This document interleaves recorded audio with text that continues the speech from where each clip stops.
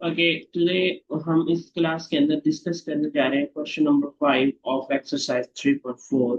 अब ये एक्सरसाइज का ये जो क्वेश्चन है ये हमारे पास एक एप्लीकेशन समझ रहे हैं कि इसकी इंटीग्रेशन बाय पार्ट्स की, जैसे कि हमने पहले देखा है कि बाय इंटीग्रेशन बाय पार्ट्स हमारे पास एक फॉर्मूला होता है, और वो ये होता है कि e raise to power a x, और साथ में यहाँ पे a times f of x हो, और फर्दर प्लस हो रहा हो उसमें उसका डेरिवेटिव। तो इंटीग्रेशन बाय पार्ट्स लगा के हमने प्रूव किया था कि ये simply e raise to power a x और साथ में एफ ऑफ एक्स आ जाता है plus some constant of integration. तो इस तरह हम इस फॉर्मूले को यूज करते हुए इस क्वेश्चन को सॉल्व कर सकते हैं।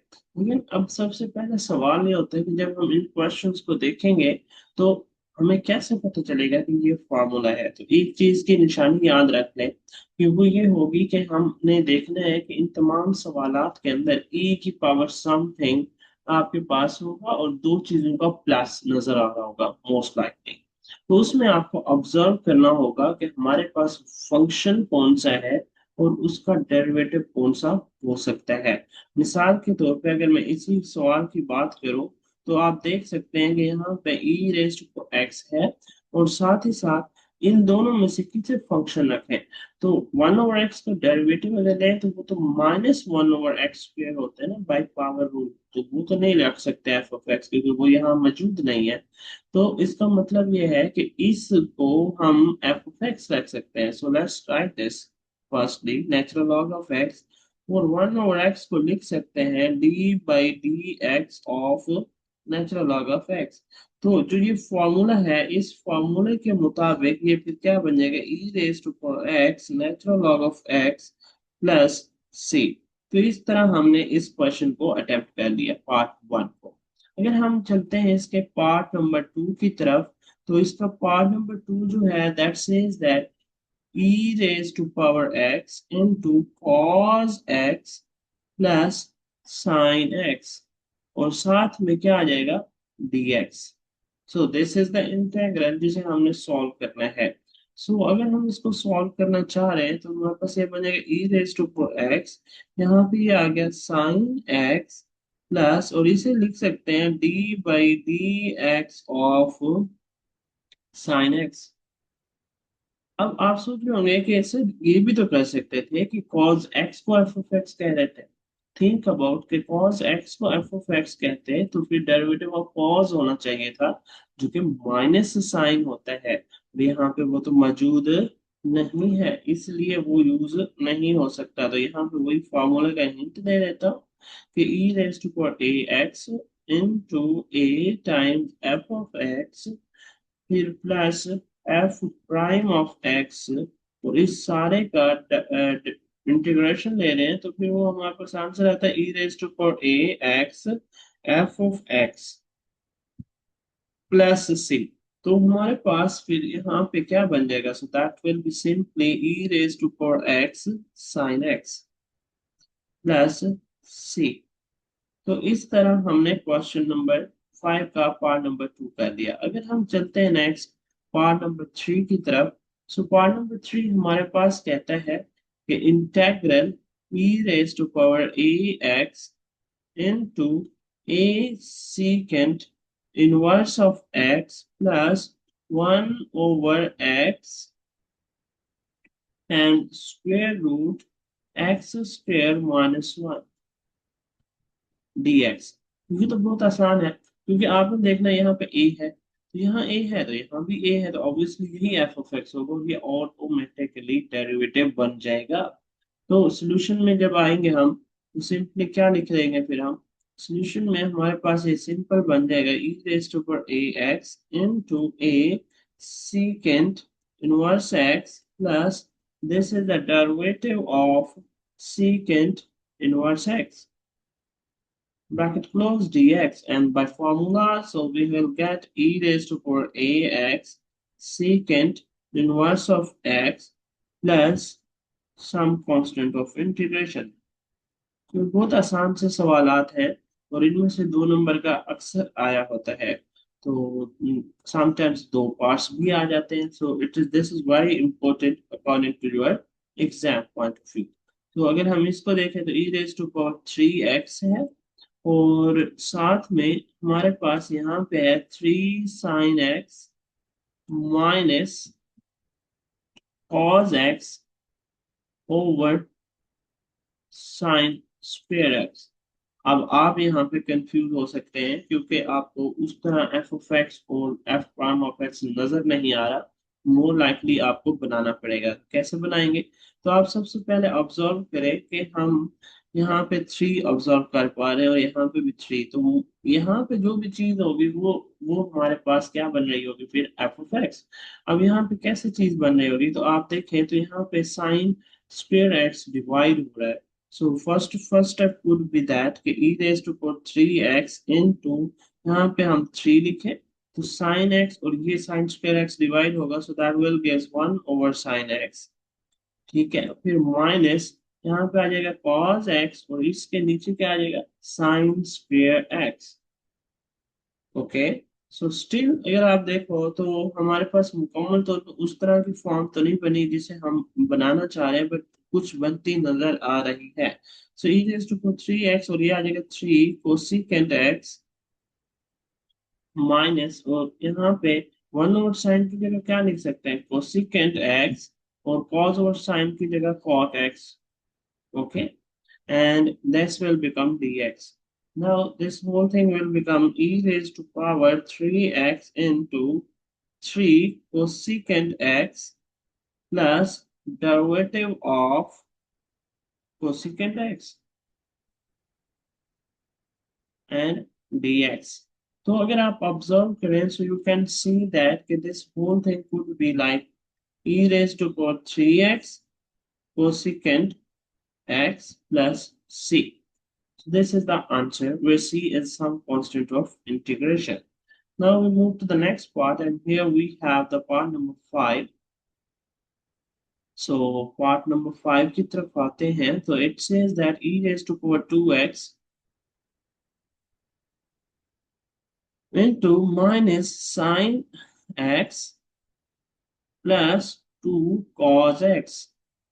अच्छा, जब आपके पास ए मुख्तलिफ होता है ना अदर देन वन, तो ये तो बहुत आसान होता है, जिसके साथ मल्टीप्लाई हो रहा है वही आपका एफ ऑफ एक्स है, तो इसलिए ज्यादा सोचने की जरूरत नहीं होती, ये एफ ऑफ एक्स ही होता है।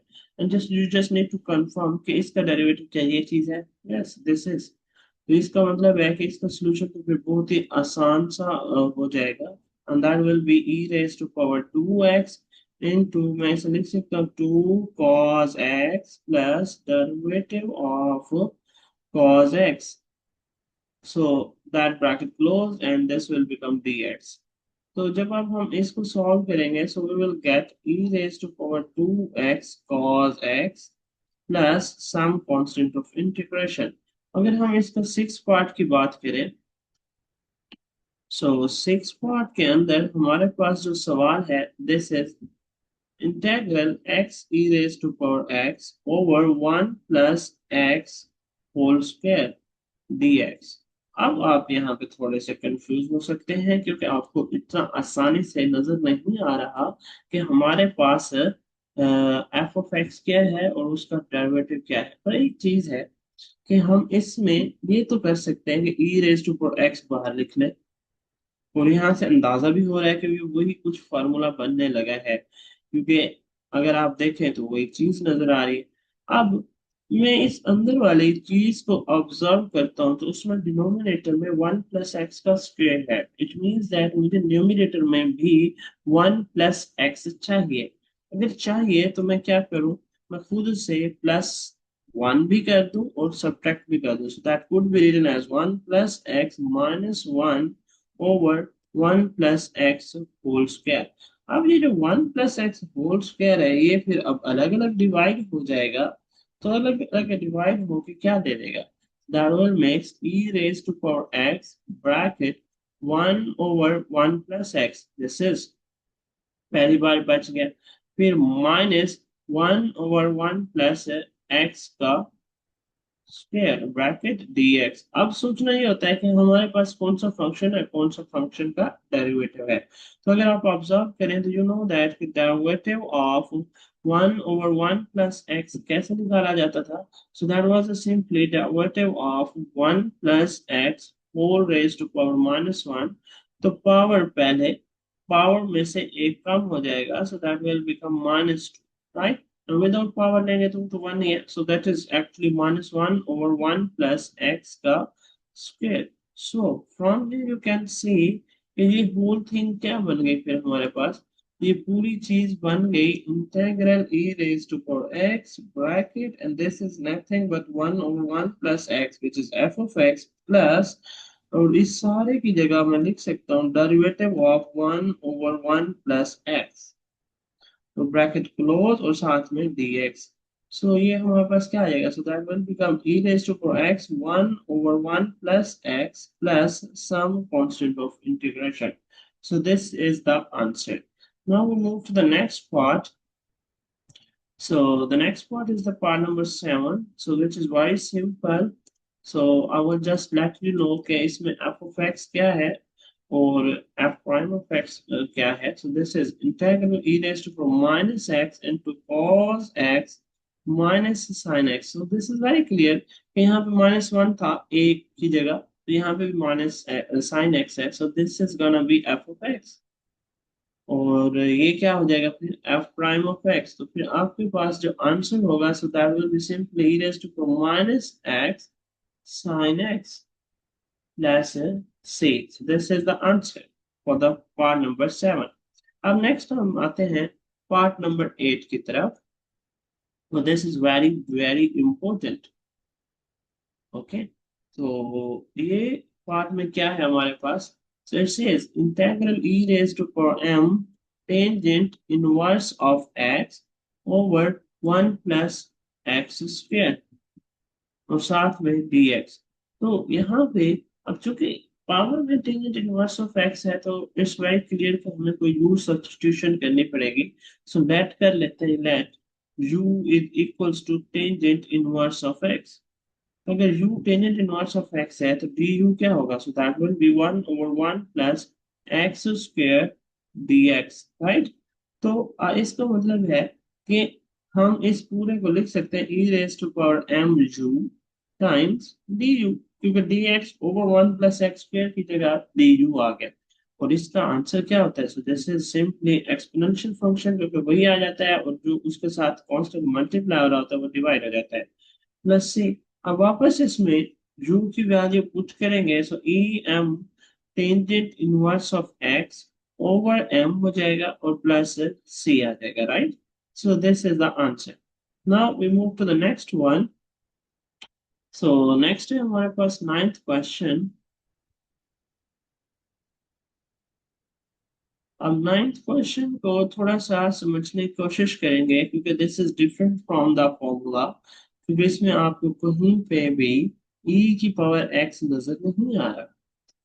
तो अब आप थोड़े से परेशान भी हो सकते हैं कि भाई इसको कैसे करें, पर ये इंटीग्रेशन बाय पार्ट्स से हो जाएगा, पर उसके लिए भी हमें इसे प्रोडक्ट ऑफ टू फंक्शंस लिखना चाहिए।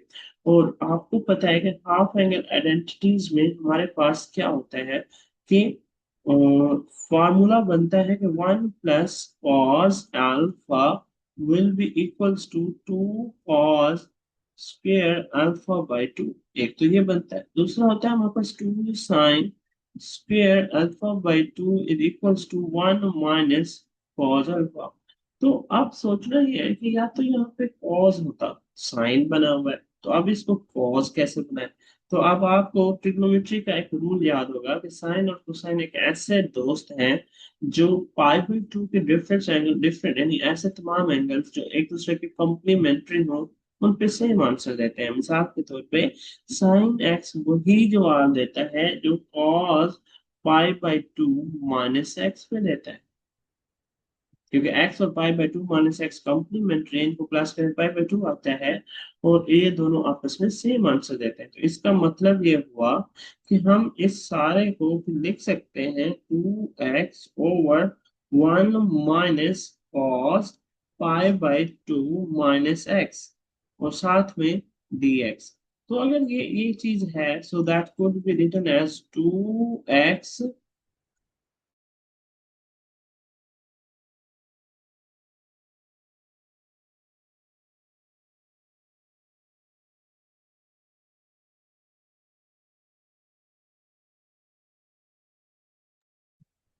Okay, so this is 2x over, और ये 1 माइनस कॉस है ना, तो ये बन जाएगा हमारे पास 2 यहाँ से, और साइन स्क्वेयर होना चाहिए। इस वाले फॉर्मूले से हम देख रहे हैं साइन स्क्वेयर अल्फा। अब अल्फा की जगह पाई बाई 2 माइनस एक्स, और उसको भी 2 से डिवाइड करेंगे, सो पाई बाई 2 को जब 2 से डिवाइड किया तो पाई बाई 4 आ गया माइनस, और यहाँ पे क्या आ जाएगा एक्स ओवर 2, राइट।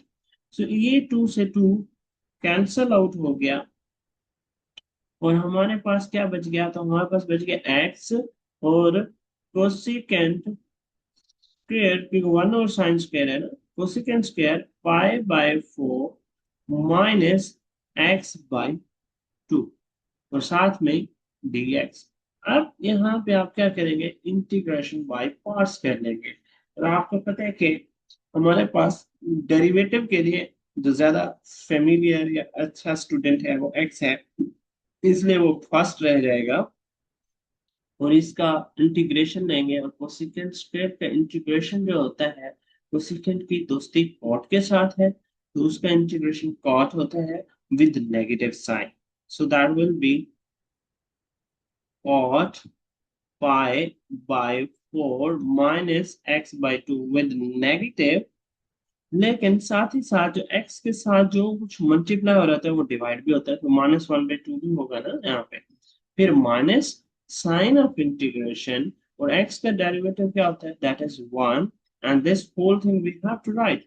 और ये माइनस माइनस से कैंसिल आउट हो गया, सो टोटल ये बनेगा 2 cot of pi by 2 minus x by 2। तो ये भूलना नहीं है कि जब इस तरह हमारे पास एंगल होता है ना जिसमें लीनियर हो, तो एक्स के साथ जो कुछ मल्टीप्लाई हो होता है वो इंटीग्रेशन लेते हुए डिवाइड होता है, और डेरिवेटिव लेते हुए मल्टीप्लाई होता है। So minus minus cancel, so that will makes 2x cot of pi by, sorry, ये that was a pi by 4, यहाँ भी pi by 4 था। So pi by 4 minus x by 2 minus integral, और 2, अब 2 जो है वो बाहर चला गया, राइट। और यहाँ पे हमारे पास इंटेग्रल ऑफ कॉट है। कॉट क्या होता है, कॉस ओवर साइन होता है। तो चलो मैं इसको लिख लेता हूँ एक दफा। Cos of pi by 4 minus x by 2 over sine of pi by 4 minus x by 2, और साथ में dx। अब अगर आप ऑब्जर्व करो तो आपके पास derivative of sine pi by 4 minus x by 2 किसके बराबर होगा, so that will be equals to, sine का होता है cos, cos of pi by 4 minus x by 2 हो जाएगा, और साथ में -1/2 मल्टीप्लाई होगा, क्योंकि x के साथ कोफिशिएंट -1/2 है। लेकिन यहाँ पे नीचे फंक्शन, ऊपर उसका डेरिवेटिव होता तो नेचुरल लॉग लिख लेते हैं। तो साइन का डेरिवेटिव कॉस तो आ ही रहा है, लेकिन साथ -1/2 नहीं आ रहा, तो क्या करो, कहते ये है कि यहाँ पे -1/2 कर लेते हैं, और यहाँ पे भी मल्टीप्लाई -2 कर लेते हैं। वैसा करने से वहां ऊपर डेरिवेटिव बन रहा है ना, तो लेट्स डू इट। तो हमारे पास फिर ये पूरी चीज क्या बन जाएगी, so that will become 2x cot pi by 4 minus x over 2, और माइनस माइनस ये बनेगा प्लस, और that will become natural log of sine pi by 4 minus x by 2 plus some constant of integration. तो इस तरह हमने इसको solve कर लिया। अब हम चलते हैं इसके नेक्स्ट पार्ट की तरफ। So this is the 10th part of the question number 5, और ये कहता है कि हमारे पास इंटीग्रल लो e raise to power x into 1 plus x over 2 plus x का स्क्वायर। तो इस तरह का एक सवाल किया था ना, जिसमें ऊपर एक्स था और नीचे वन प्लस एक्स का स्क्वायर था, खुद से उसको ऊपर वाले को वन प्लस एक्स बनाने के लिए वन ऐड किया था, सब्ट्रैक्ट किया था। तो सेम ये वही सवाल है, लेकिन सिर्फ फर्क ये है, ऊपर एक्स की जगह वन प्लस एक्स है और नीचे वन प्लस एक्स की जगह टू प्लस एक्स है। So again you have to do the same, कि आप क्या करोगे कि इस पूरे को लिख लोगे ई रेज टू पावर एक्स, और यहाँ पे ये बन जाएगा to plus x minus one over two plus x का square. Okay, so that will become integral e raised to power x, और यहाँ पे आ जाएगा one over two plus x minus one over two plus x का square, bracket close. So अब आपको पता है कि ये फंक्शन है, this is f of x और this is f derivative of x which is add plus f prime of x ना। सो वो फॉर्मूला के मुताबिक फिर हमारे पास क्या बन जाएगा, so that will be simply e raise to power x over two plus x plus some constant of integration. So I I hope कि आपको ये बहुत आसान ही लगा हो, क्योंकि है भी आसान ही। नेक्स्ट है हमारे पास 11 क्वेश्चन। तो 11 क्वेश्चन को अगर आप देखें तो this is one minus sine x over one minus cos x. Okay, और साथ ही साथ है e raise to power x d x. तो एक तो वो फॉर्मूला जो अभी हमने बताया था कि वन माइनस कॉस एक्स हो तो वो किसके बराबर होता है, so that is two sine square x by two. ये अभी हमने सीखा था ना कि हाफ एंगल आइडेंटिटी होती है। अच्छा, दूसरी होती है sine two alpha equals to two sine alpha cos alpha. जो हमने कहा था कि साइन के पास डबल दौलत आ गई तो उसने शेयर किया, लेकिन अब यहाँ पे इसके पास अगर सिंगल भी हो ना तो भी ये आधा आधा शेयर कर लेता है। यानी अगर साइन अल्फा हो तो ये कर लेता है two sine alpha by two cos alpha by two, और शेयरिंग में बरकत होती है इसलिए टू भी आ जाता है। ओके, तो इसका मतलब ये है कि मैं इस साइन एक्स की जगह भी ये चीज रख सकता हूँ और वन माइनस कॉस की जगह ये रख सकता हूँ। So let's write it. So ये हमारे पास क्या बन जाएगा, so that will become one minus two sine x by two, और फिर यहाँ पे कॉस एक्स बाई टू आ गया ओवर, और इस सारे की जगह क्या आ जाएगा two sine square x by two, और ब्रैकेट क्लोज और e raise to power x और साथ में dx आ गया। ओके, तो अब आपको पता है कि यहाँ पे ये f1 को हम मजीद एक चीज और होती है कि साइन और कॉस एक ऐसे दोस्त हैं कि उनकी सारी पॉजिटिविटीज इकट्ठी कर लें, यानी उनके स्केल्स ले लें तो फिर वो वन बना देते हैं। सो हमेशा साइन और कॉस फ्रेंड्स हैं, और ये वन उस तरह लिखा जा सकता है पर एंगल अब आप वन एक्स बाई टू लिख सकते हैं। So that will makes integral इस सारे को sine square x by two plus cos square x by two minus two sine x by two cos x by two over, नीचे क्या आ जाएगा two sine square x by two, और इस सारे का क्या आ जाएगा e raise to power x और साथ में dx। तो अब ये सारी स्ट्रगल कर किस लिए रहे हैं, कर इसलिए रहे हैं कि हम ना इसको किसी तरह से वो बना लें एफ ऑफ एक्स और एफ प्राइम ऑफ एक्स। तो a square plus b square minus two a b, तो ए माइनस बी का होल स्क्वायर बन गया ना। So that has become sine x by two minus cos x by two का whole square over, यहाँ पे क्या आ गया साइन एक्स बाई टू का स्क्वायर, और ये वन बाई टू बाहर चला गया और साथ में e की पावर x और साथ में dx आ गया।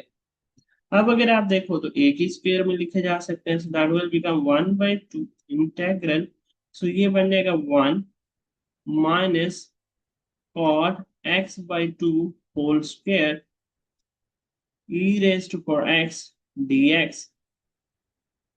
या तो इसे कैसे करें, क्योंकि ये होल स्क्वायर बन गया लेकिन वो चीज नहीं बनी जो हम बनाना चाह रहे थे। तो थोड़ा सा फिर सोचते हैं इसको कि हमने कहीं मिस्टेक तो नहीं की। हाँ, अगर हम यहाँ पे इसको परफेक्ट स्क्वायर ना बनाते तो ये मिस्टेक नहीं होती, this is a process, process of learning. अगर आप इसी स्टेप से यानी यहाँ से रेड वाले से ना करते, तो इसी को ऑब्जर्व करते तो क्या होता।